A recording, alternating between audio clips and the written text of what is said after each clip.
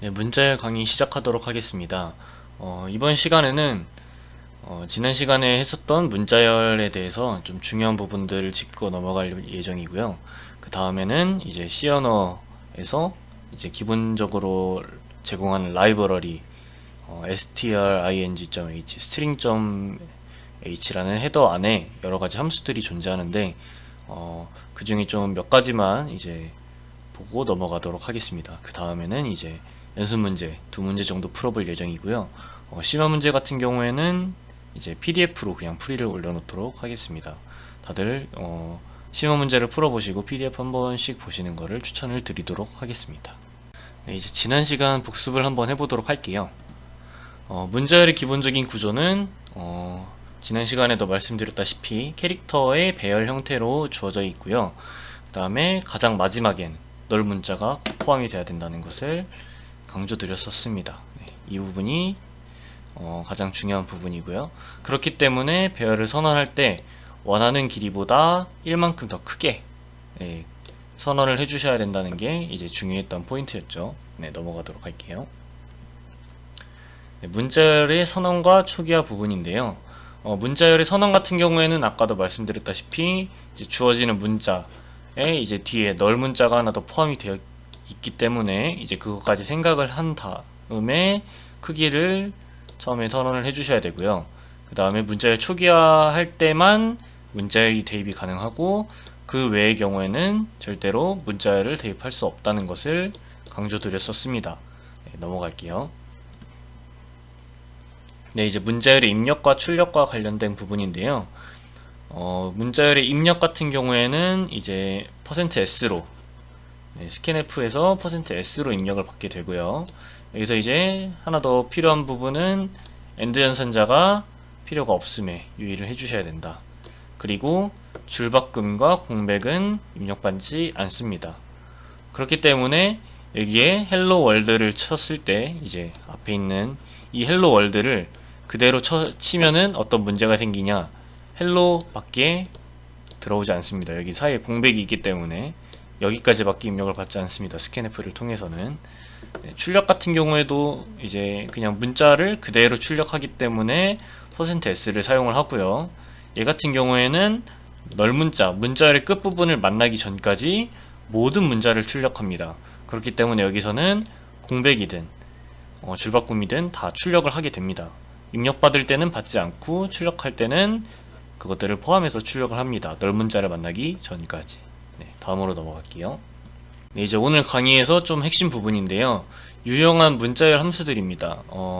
일단 다음 장으로 넘어가서 설명을 드리도록 할게요.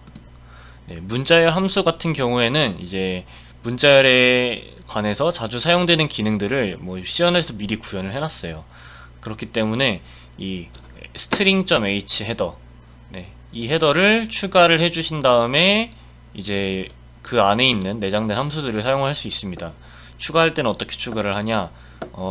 스탠다드 IO, input output, stdio.h와 같이 샵 include string.h, string.h라는 헤더를 추가를 해주시면은 이제 사용을 할 수 있게 됩니다. 네, string.h에 대한 모든 함수들은 이제 밑에 이제 주소가 적혀져 있는데요. 이 주소를 참고를 해보시면은 이제 내가 만약에 좀 자주 사용하지 않는 함수더라도 이 사이트를 통해서 어떤 역할을 하는지, 뭐 어떤 것을 이제 인자로 넣어줘야 하는지, 어떤 게 반환되는지 이런 것들을 확인을 하실 수가 있습니다. 그렇기 때문에 여러분들이 이제 사용을 하다가 좀 헷갈린다 이러면은 이제 인터넷 구글링을 통해서 여러 가지 함수들을 좀 쉽게 사용을 하실 수가 있을 거예요. 다음으로 넘어가 보도록 할게요. 네, 이제 string.h 스트링 헤더 파일에 있는 함수들을 몇 개만 소개를 드리도록 하겠습니다. 첫 번째로는 strlen이라는 함수인데요. 얘는 이제 스트링 랭스의 줄임말로서 여러분도 이제 제목을 보셨으면 함수의 이름을 보셨으면 약간 유출을 하실 수 있을 겁니다. 바로 문자열의 길이를 구하는 함수입니다. 네. 얘로는 이제 인자로는 스트링 문자열이 하나 입력이 들어오게 되고요. 인자로는 그 다음에 그거에 대한 길이를 반환을 해줍니다. 일단은 어떤 식으로 사용하는지 한번 왼쪽 코드를 보면서 한번 얘기를 해보도록 하겠습니다. 왼쪽에 있는 코드를 보시면은 저희가 지난 시간에 한번 문자열의 길이를 구하는 코드를 한번 구현을 했을 거예요. 네, 그 코드를 이 부분에서 9번째, 10번째에서 똑같이 구현을 한 겁니다. i는 0부터 증가를 하게 되겠고, 그 다음에 스트링에 i번째에 있는 그 문자가 널이 아닐 경우까지, 널이 만나게 되면 결국에는 문자열이 끝난다는 의미니까 그 전까지 그냥 i를 하나씩 증가시키고 그와 동시에 랭스도 하나씩 증가시킵니다. 이렇게 되면은 문자열의 길이를 구할 수가 있었죠. 자, 이 코드를 이제 이 strlen 이라는 코드를 이용해서 스트링 랭스라는 함수를 이용을 해서 한번 바꿔보도록 하겠습니다. 이 코드를 바로 9번째 줄만 보시면 될 텐데요. 여기서는 지금 int length라고 해서 이제 int형 변수 length를 하나 선언을 해주었고요. 그 다음에 바로 string length 함수를 씁니다. 네, 어떤 식으로 사용을 하느냐, string이라는 지금 str이라는 캐릭터 배열, 즉 문자열이라는 걸 하나를 만들어줬고 스캔을 받았습니다. 그 문자열을 그대로 넣어주시면은 이 문자열을 그대로 넣어주셨을 때 이 string length라는 함수를 이용을 해서 결과적으로 이거의 반환값을 length에다 저장을 하면은 결국에 length에는 문자열의 길이가 저장이 되게 됩니다.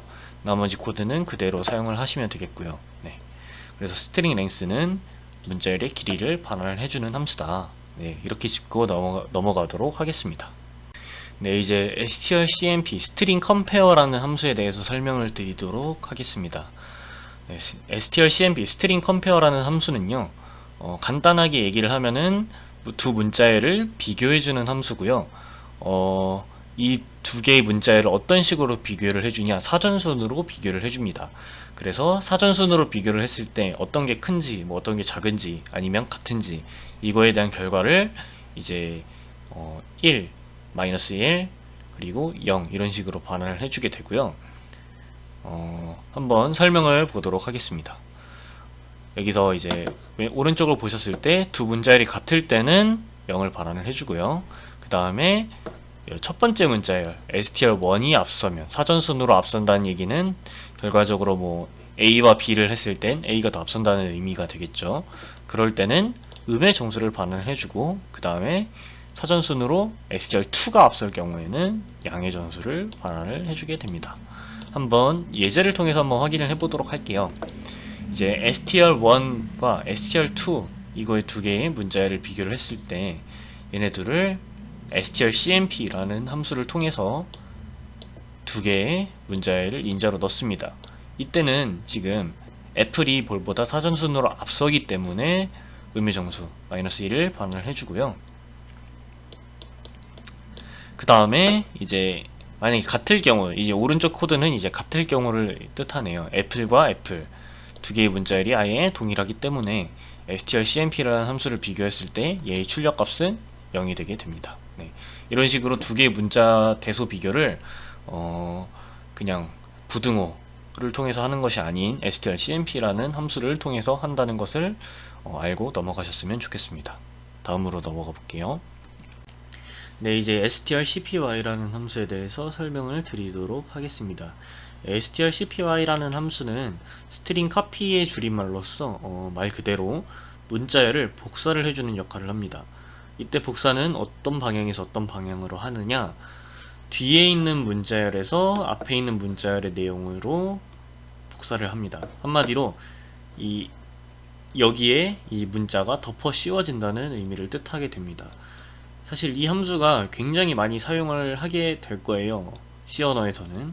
그래서 왜 자주 사용하는지에 대해서는 앞에 장을 보면서 설명을 드리도록 하겠습니다. 이 앞에 있는 슬라이드인데요, 여기서 제가 강조드렸던 부분이 하나 있었어요. 문자열의 대입 같은 경우에는 초기화 할 때만 이루어지고 그 다음에는 절대로 불가능하다. 그래서 지금 요 밑에 있는 코드처럼 이렇게 처음에 선언을 할 때 그냥 초기화하는 것은 가능하지만 이 str이라는 문자열을 그냥 헬로 월드에 있는 이거를 그냥 여기다 이렇게 집어넣고 싶다, 이런 것들이 아예 불가능하다고 말씀을 드렸었습니다. 이제 strcpy라는 함수를 통해서 이렇게 그냥 대놓고 집어넣지는 못하지만 복사를 통해서 이제 할 수가 있게 되는데요. 예를 들어서 str1이라는 이 문자열을 이렇게 하나 선언을 해두고 그 다음에 str2라는 문자열 하나를 또 선언을 했습니다. 제가 근데 str2에는 볼이라는 이제 문자열로 초기화를 해둔 상태입니다. 이때 str1에도 str2의 내용을 넣고 싶다, 이렇게 뭐 이런 상황이 있다고 가정을 했을 때는 그냥 strcpy를 통해서 str2에 있는 내용을 str1에다가 집어넣는다, 이런 식으로 사용을 해주시면 되고요. 그렇게 했을 때 그냥 %s를 통해서 str1을 출력을 하게 되면은 바로 볼에 있는 내용이 이렇게 출력이 되는 것을 확인을 하실 수가 있습니다. 그게 아닌 다른 경우도 한번 예를 들어보죠. str1에는 애플이라는 문자열이 들어가 있고 str2에는 볼이라는 문자열이 들어가 있습니다.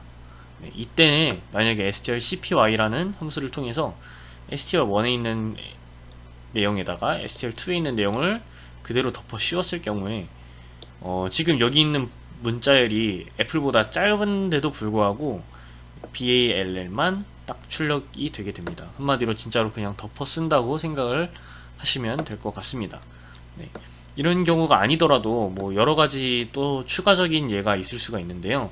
아까 제가 얘기했던 것처럼 이런 식으로 그냥 str2를 사용을 하지 않고 여기에다가 그냥 str2 대신에 볼이라는 문자열을 그냥 넣게 되면은 str1에 볼이라는 내용의 문자열이 들어가게 됩니다. 네, 이런 식으로도 이제 사용을 하실 수가 있을 거예요. 그래서 앞에서 있는 것처럼 는으로 해서 그냥 바로 집어넣는 것이 아닌 strcpy를 통해서 이제 값을 넣을 수 있다. 네, 이 부분이 되게 중요하다고 강조를 드리고 싶습니다.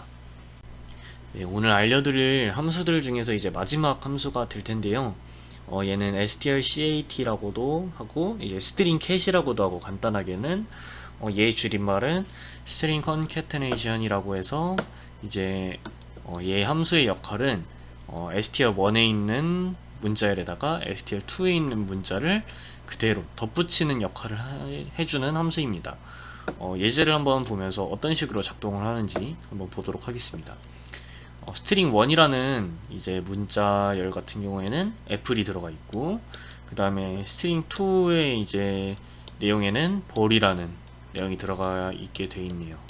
이때 strcat, 뭐 stringcat이라고 일단 제가 명칭을 부르도록 하겠습니다. stringcat을 통해서 str1, str2를 했을 때는 str1에다가 이 내용이 이제 추가가 됩니다. 그렇기 때문에 str1에는 어떤 내용이 들어가게 되느냐, 애플 볼, 이것이 연결돼서 그대로 아웃풋을 보시면 알 수 있을 겁니다.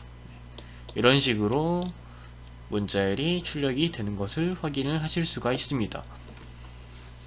만약에 여기서 이제 여러분들이 조금 중요하게 생각해 주셔야 될 부분은 str1에다가 str2의 내용을 덧붙이는 것이기 때문에 크기, 처음에 선언을 했을 때 문자열의 크기에 대해서 조금 유의를 해서 작성을 해 주셔야 됩니다.